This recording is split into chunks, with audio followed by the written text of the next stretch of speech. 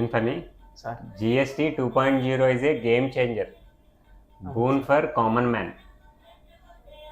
మన finance minister Nirmala Sitharaman గారు 2,00,000 crores common man చేతిలోకి వస్తాయి ఈ GST 2.0 వల్ల అని చెప్తున్నారు. అవును సార్. అంత అడ్వాంటేజ్ కామన్ మ్యాన్కి ఉంది అంటున్నారు. Is it true? Yes sir, analyse చేసావా నువ్వు? చేశాను సార్. ఎలాగా? అన్ని ఐటమ్స్ మీద రేట్స్ తగ్గుతాయి సార్, అంతేగాని కామన్ పీపుల్ మీద కొంచెం మనీ అనేది. అవునా? అవును సార్. సో మరి మీరేమంటారు కస్టమర్స్?